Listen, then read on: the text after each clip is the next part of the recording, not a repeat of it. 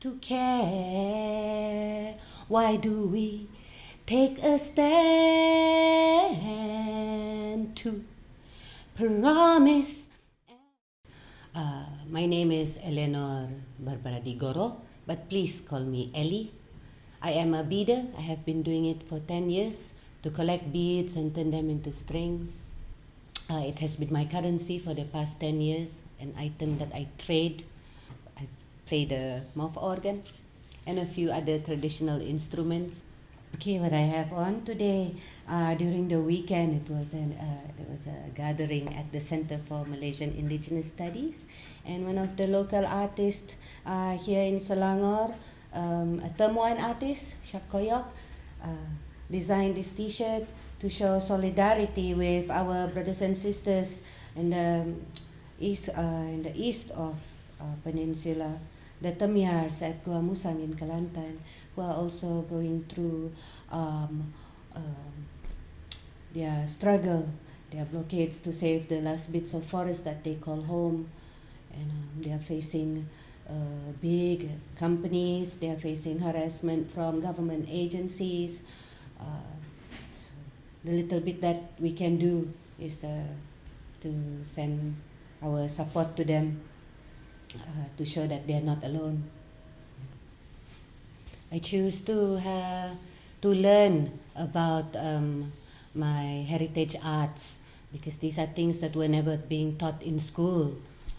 We do not have that. We did not have that option. But in my adult years, once I have the freedom to choose what I want to learn, I picked up these traditional arts to explore more about the heritage that I have been missing. And so far it has taken me on a journey, and this journey I share through my poetry and my stories.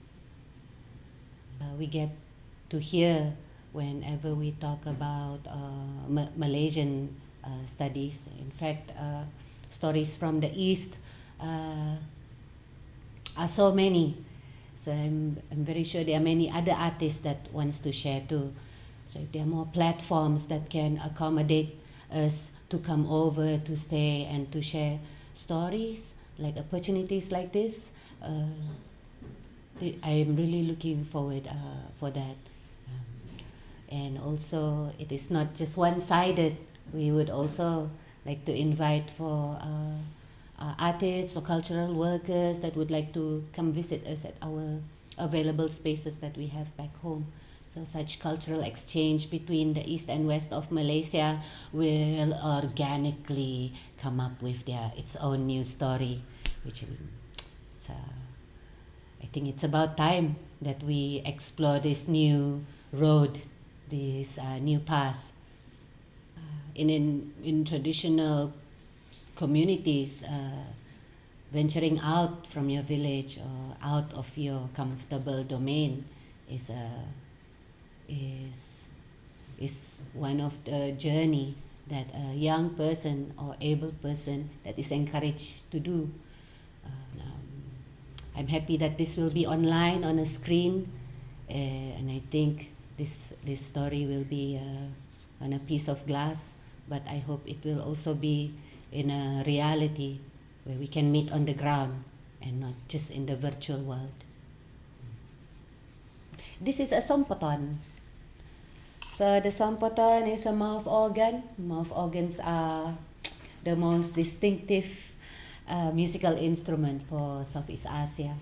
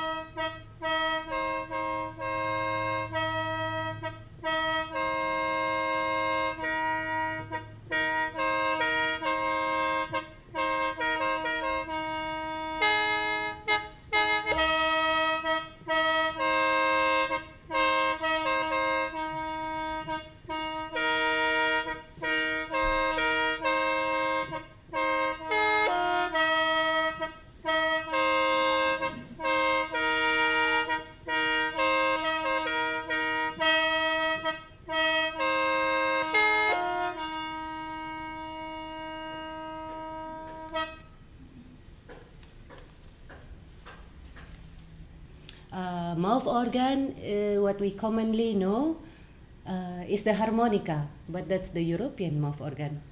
And the ancestor for the European mouth organ is the Southeast Asian mouth organ. Beads is part of our costume heritage, and in Borneo we love our beads so much that we make our a conference about it. And to speak about beads, it will not do justice in such a short time. But what I can say is that the beads that is being termed as Borneo beads, and what we see in our collection, in the museums, and a collection of family heirlooms, but they are not these. So it would be misleading to just my modern beads being compared to the ones in the museum. So I cannot speak of such history without having to show them, and instead. But these new ones, also I got them also through trade from markets around. You know. But our earliest beads that come to the region are from India and China, and glass beads making has been a trade secret, and glass bead makers, artisans that probably traveled and found new markets. For now, those who are interested in beads, they should start wearing them every day. It's a fashion statement of history and our ways of trade. And to start addressing about trade, it is also one of our issues, fair economy, fair trade, coming from third world countries. Third world country is Sabah. I always call Malaya the second world, and the third world country is East Malaysia, because there is a big difference in trade and opportunities between these two places.